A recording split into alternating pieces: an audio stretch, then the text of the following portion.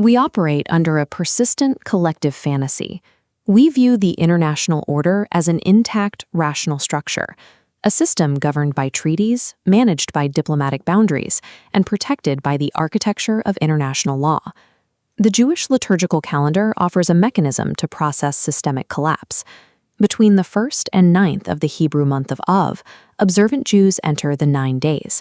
This is a precise psychohistorical technology designed to confront the reality of catastrophe. The liturgy of this period is centered on anticipatory grief. It asks the practitioner to mourn the destruction of the Temple and the city of Jerusalem, an event thousands of years in the past, yet treated as a catastrophe that is perpetually happening in the present. Relying on signed papers to hold the world together often functions as a fatalistic illusion. To perceive the geopolitical landscape as it actually is, we must utilize this discipline of anticipatory grief to look past our wish for stability. Look at the physical reality of July 2026. The conceptual walls of the international order have already given way.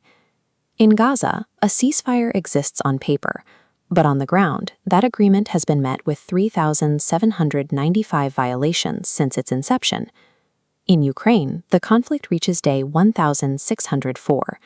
A recent Russian barrage launched 41 missiles, continuing a campaign of attrition with no conceivable political end state. In Sudan, the civil war has entered its most lethal phase. Foreign-made drones killed at least 880 civilians in a single 4-month period. Mapping these concurrent crises on a linear timeline fails to capture their shared origin. They are better understood as externalizations of specific human psychological complexes. What we are witnessing is a global, dual-track motivation playing out in real time. The first track belongs to active power seekers, driven by a structured inclination toward total domination. The second track belongs to a passive international community, which relies on fatalistic legal illusions to avoid the reality of collapse. Addressing this systemic failure requires moving beyond traditional geopolitical models and into the combined frameworks of Talmudic law and Lurianic Kabbalah. We see power seekers attempting to mandate physical boundaries through treaties. U.S.-brokered pilot zones in southern Lebanon require military withdrawals and disarmaments to create a buffer. These secular agreements map out coordinates, but they ignore the psychic reality required to make those coordinates livable. Rabbinic tradition identifies the collapse of a society at the moment it loses shalom bayit, peace within the house. Peace is defined by the absolute absence of internal hostility, not just a pause in shelling. Visualizing this with fuzzy logic, charting the Gaza agreement, the cessation of troop movements fills the first gauge, the military pause. But look at the parallel metric. The shalom bayit gauge remains entirely empty. Without trust, a city is just a target waiting for the next strike. The Talmud speaks of eruvin, agreements that merge separated domains into a shared, sacred space. We must ask if Lebanon's pilot zones function as true eruvin, or merely temporary buffer yards meant to absorb the next round of violence. Any treaty built without shalom bayit provides a mathematical pause in a continuous cycle of destruction, offering nothing more than a false sense of security. That cycle of destruction relies heavily on narcissistic projection and the deliberate weaponization of time. China's recent spike in Coast Guard activity near Taiwan demonstrates this drive for control, escalating tension through maritime intimidation. In Eastern Europe, that tension has materialized into the active, grinding attrition of Ukraine's Day 1604. The psychological complex driving both scenarios is the Yetzer Hara. In Jewish tradition, this is the structured inclination toward total domination over others. The Talmud evaluates state violence with a strict matrix. On the left, milchemet mitzvah, obligatory survival. On the right, milchemet rashut, discretionary war. When a conflict reaches 1,000 days with no diplomatic end state, has it crossed the threshold into a discretionary war? Leaders shield their Yetzer Hara behind the rhetoric of survival, sacrificing an entire generation to satisfy an inclination toward total control. The crisis in Sudan represents the total existential collapse of a state. Lurianic Kabbalah reads creation through a catastrophe called Shevirat HaKelim, the shattering of the vessels. The structure could not hold the light and exploded. Sudan is a vessel that contained 45 million people. It has shattered.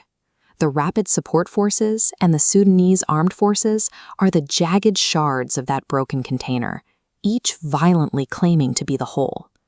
The foreign-made drones dropping explosives on civilian vehicles are expressions of Ketev. In biblical texts, this is the plague of arbitrary destruction that is unleashed when a boundary fails. The international community responded to this localized apocalypse by having a court sentence RSF leader Amidst to death in absentia. A legal document labeling a warlord does not intercept a drone. The sentence names the fragment, but it halts zero destruction. This legal action is a psychological coping mechanism. It allows a powerless international bureaucracy to feel moral agency while avoiding the debris field. International law can meticulously categorize the pieces of a ruined nation, but it cannot put the vessel back together. Observing the continuous shattering of the globe invites a dangerous psychological response: unbounded grief. The rabbinic tradition warns that mourning excessively eventually morphs into a worship of one's own sorrow, leading to paralysis. The liturgy of the 9 days solves this. It enforces a strict discipline of attention. It provides a bounded, temporary container for our grief, preventing us from slipping into total fatalism. By capping our despair, the tradition leaves room for the only valid response to a shattered world: tikkun, the active repair and restoration of the vessel. Tikkun is not a geopolitical program. It is a rigorous spiritual responsibility executed on the level of the individual, often in the absence of political leadership. This repair is driven by maaseh, a concrete embodied act. The tradition rejects the illusion that one person can fix the entire globe. It demands action strictly within your arba amot, your own 4 cubits of influence. Execute one specific act today. Reach out to one single displaced person or refugee connected to the communities in Gaza, Ukraine, Lebanon, Sudan, or Taiwan. Offer a human presence, not a petition. Within the framework of Luryad Kabbalah, this specific action represents the gathering of a single divine spark from the husk of a broken world. The psalm assigned to this day of the week leaves us with an ambiguity. It says the divine will guide us, ed hamut, until the edge of death. But the liturgy reads it as al hamut, over and beyond it. The anticipatory grief of the 9 days teaches us how to walk to the edge of global collapse without losing our balance. Maaseh, the concrete act, is the literal hand that pulls humanity back from the abyss.